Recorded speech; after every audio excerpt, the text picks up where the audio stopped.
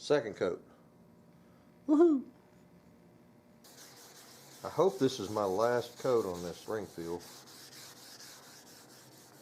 Being the age shotgun it is, it doesn't need a browning finish on it.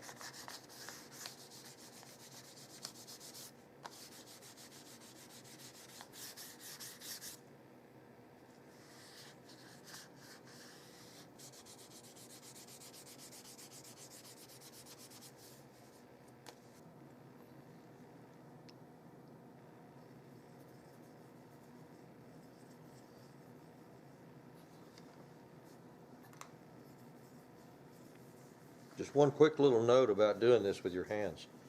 You want to be careful about hand lotion, rubbing things on your hands. You want to make sure all that's cleaned off before you try to do this. I've heard you can do this with a rag, but I've never tried it. To me, rags have lint, and I don't know. I'd like to see someone do it, but the directions say you can use a brush, a spray, a rag. I do prefer my hands.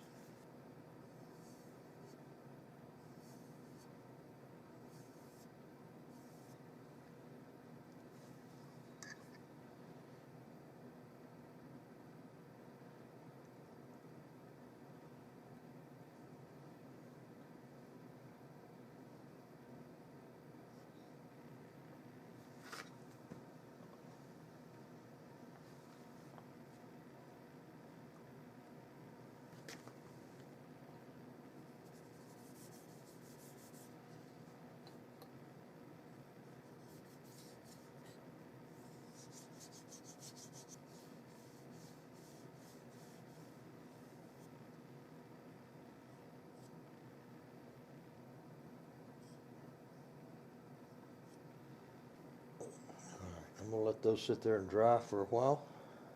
I want to go fillet some crappie.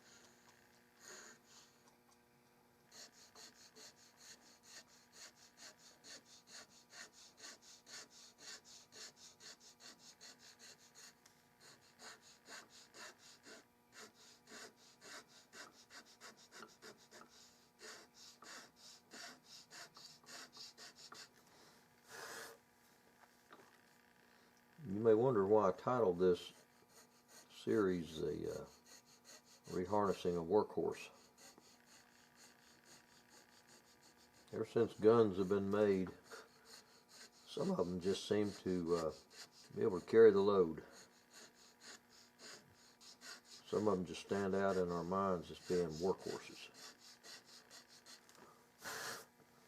Think of the 1911 and M1 Gerund, a single action army, the 550 Remington, the 552, old guns that just keep on going no matter what. Sometimes people took care of them and cleaned them, and sometimes they didn't. The Model 37 Winchester. I'll tell them how much game came to the table because of the Model 37 Winchester. The 1022.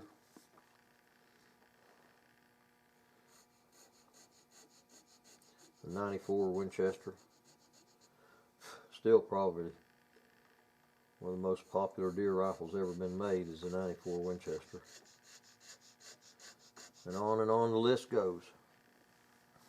The 39 Marlin, 336 Marlin,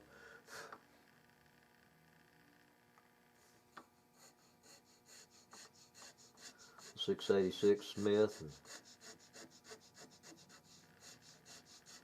It just keeps, I know I'm leaving a bunch of them out, but it's a long list of workhorses. And these old Stevens double barrels, this is a Springfield, but when they quit calling it a Springfield and gave it a number, it turned into the 311. It's about the same gun. They're almost identical. You think of the rabbits and the squirrels and the ducks that have been brought in and put on the table because of these old double barrel 12s. My first shotgun was a double barrel 311 20 gauge. Now my son has it. And these old workhorses, they just keep going. I mean, you shoot the wheels off of them, they just keep on rolling. I'm sure somebody's making something out there that's still going to have this kind of a track record in 50 or 100 years, but I don't know exactly what it is. Oh, I forgot the A5 Browning, Auto 5, the Sweet 16, the BAR.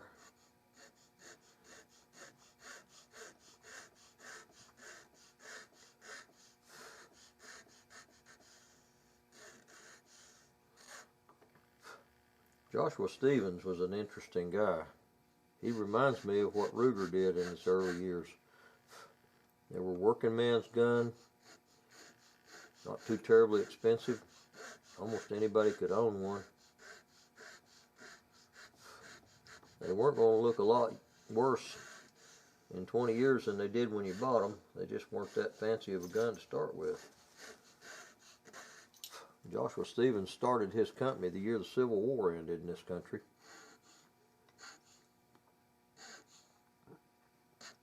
In 1864.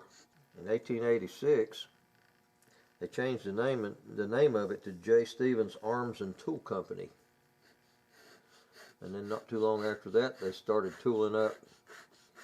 I think they changed the name of it again and to made it Westinghouse. They started tooling up to make Mosin Nagants. He was in Massachusetts. By then, Joshua Stevens had invented the world's most popular cartridge. And still to this day, it's the most popular cartridge. He invented the 22 long rifle. A friend of mine up in Polk County, Tennessee, decided he was going to make some of those one day. And they figured out, well, they got online or whatever you do.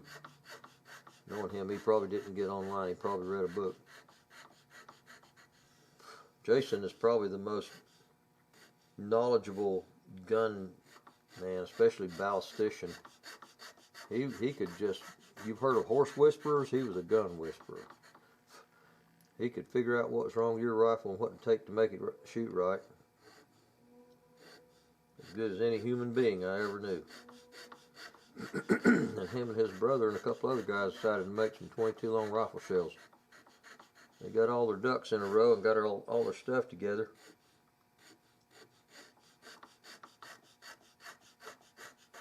"11 hours later, they had 8 of them. They decided they'd just about as soon buy them. After J. Stevens quit making Mosin Nagants, Savage bought them out. Changed the name to J. Stevens Arms Company. And that went from 1920 to the mid to late 40s. Best I can find out. They don't know exactly when they stopped doing that, but then they just changed the name to Stevens. Well, this one right here is a J. Stevens Arms Company. So it stopped being this in the mid to late 40s. That's as new as this gun could be.